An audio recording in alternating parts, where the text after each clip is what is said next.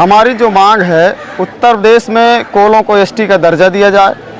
दूसरी मांग है वन अधिकार अधिनियम कानून 2006 लागू किया जाए। तीसरी मांग रही है वन विभाग के कर्मचारियों द्वारा जो जंगल के किनारे बसे गांव हैं वहां के आदिवासियों को बेवजह परेशान किया जाता है, उनको नोटिसें दी जाती हैं। इन चीज़ों को मांग को लेकर हमने आज मऊ तहसील में श्रीमान उप जिलाधिकारी को कौन सा आपको आरक्षण दिया गया है और कौन सा आरक्षण चाहिए? अभी हम लोग 80 में हैं। तो क्या 80 आरक्षण से आपको लाभ नहीं मिल पाया, विकास नहीं हुआ?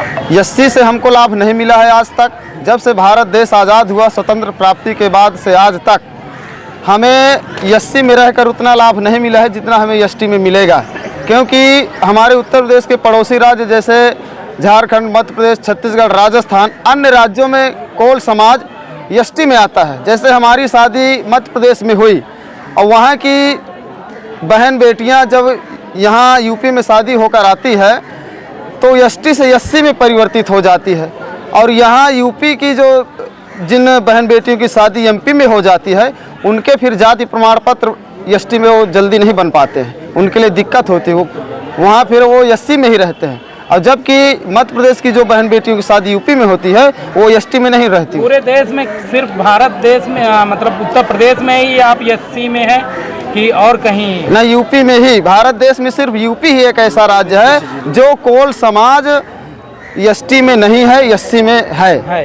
तो आप चाहते हैं कि उत्तर प्रदेश में भी एसटी में हम आ जाए? हमारी मांग ये है कि उत्तर प्रदेश में हम लोग एसटी का हमें अधिकार मिले, हाँ एसटी का दर्जा मिले और विकास हो। क्योंकि तमाम जो है जैसे एसटी की जो भी सरकारी विभागों द्वारा पद निकलते हैं, तमाम जगह एसटी की खाली निकल जाती हैं और हमारे समाज के तमाम युवा साथी पढ़े लिखे नौजवान बेरोजगार घूम रहे हैं। कोई दिल्ली, मुंबई BA LLB वकालत करके घूम रहे हैं, BEd करके तमाम अभी यही साथी मौजूद हैं। आज तक उनको नौकरी नहीं मिली, सिर्फ आरक्षण के लिए। और जो बुजुर्ग हैं, मैं उनसे भी बात रखा था कि आपको लड़ते लड़ते 35 साल हो गए और आज हम तक इस व्यवस्था में हमें आने का मौका नहीं मिला, तो कहीं ना कहीं शायद हमारी कमी होगी या फिर हम लोग अभी जागे नहीं हैं। क्योंकि मैं ये देखा कि हमेशा हम लोग दूसरे की रैलियों में भर भर के गाड़ियां जाते हैं और हम दूसरे के लिए खूब अल्लाह बोल करके आते हैं, लेकिन आज तक हमारे हक अधिकार की बात जब होगी तो हमारे हक अधिकार में कोई शामिल हुआ क्या? आपको लगता है कोई शामिल हुआ? नहीं हुआ ना? तो आपको यहाँ से सीख के जाना पड़ेगा कि ये वही आदिवासी समाज है जो जल जंगल की जमीन की बात करता है और वो आपको समझाना भी जानता है।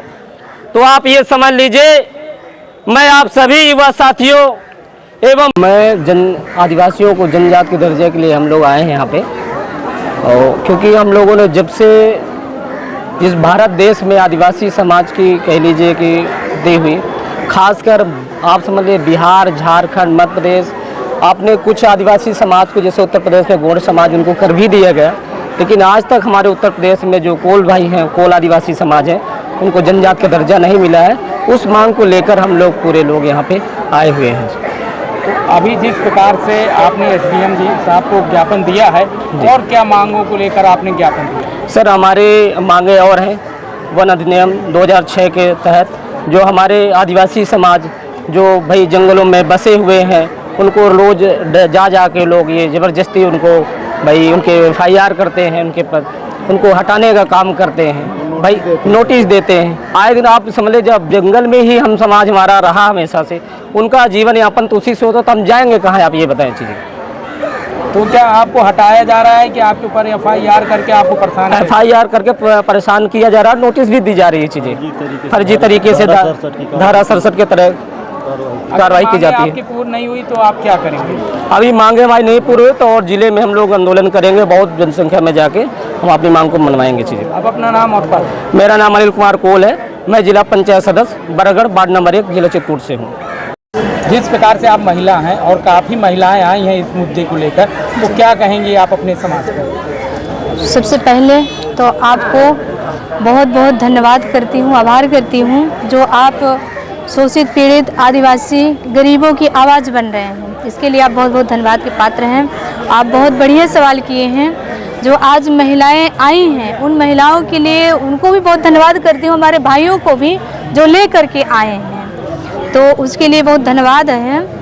हक अधिकार हमारा स्वाभाविक अधिकार है, हम लड़ेंगे, क्योंकि लड़ेंगे नहीं तो मिलेगा नहीं, इसलिए लड़ना हमारा अधिकार है। जैसे आप अभी कहा गया है कि काफ़ी सीट होती है जो एसटी की चली जाती है और आप लोगों को एससी में दर्जा दिया गया उत्तर प्रदेश में, क्या मानते हैं कि कहीं ना कहीं एससी में भी फाइट हो गई है, अगर आप लोग एसटी में आ जाएंगे तो काफ़ी आगे पहुँचेंगे? जी जी बिल्कुल, क्योंकि एससी में हम लोगों को अधिकार मिल ही नहीं पा रहा है, हम लोग चाहकर भी नहीं मिल पा रहा है, इसलिए हम लोग लड़ाई लड़ रहे हैं कि एसटी का अधिकार मिल जाए तो शायद हम लोग आगे बढ़ पाएँ और अपने आदिवासी समाज का हक अधिकार। आप क्या कहेंगे, उत्तर प्रदेश शासन से आप क्या कहेंगे? उत्तर प्रदेश शासन से यही कहना चाहेंगे कि आदिवासियों की आवाज़ को सुने और बहुत जल्द से जल्द ये अधिकार प्राप्त करें, एसटी का दर्जा दें ताकि हमारा विकास हो सके। आप अपना नाम और पता? मेरा नाम एडवोकेट अनूपा आदिवासी, मैं कुराव प्रयागराज से हूँ। हम लोगों का ये 1 दिवसीय धरना प्रदर्शन रहा है और इनमें सबसे बड़ी मांग है कि आज आज़ादी के 75 वर्ष बीत जाने के बाद भी यहाँ उत्तर प्रदेश में निवासरत कोल और मुसहर जाति को आज तक जनजाति का दर्जा नहीं मिला। और दूसरी मांग ये थी हम लोगों की कि वन अधिनियम 2006 लागू हो। और एक तीसरी मांग थी हम लोगों की कि जैसे आप देखते हैं कि आदिवासी जो है, आदिवासियों का जो लगाव रहा है, जुड़ाव रहा है सदियों से, इतिहास गवाह है कि जल जंगल ज़मीन से उसका एक लगाव रहा है।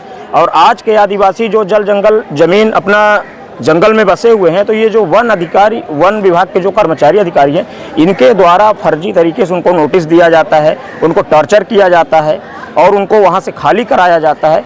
इसी के संबंध में हम लोग आज ज्ञापन देने आए थे। क्या नाम और क्या? मैं विकास कुमार कोल, जिला पंचायत सदस्य प्रतिनिधि, वार्ड क्रमांक 20, गढ़ी, जिला रीवा, मध्य प्रदेश।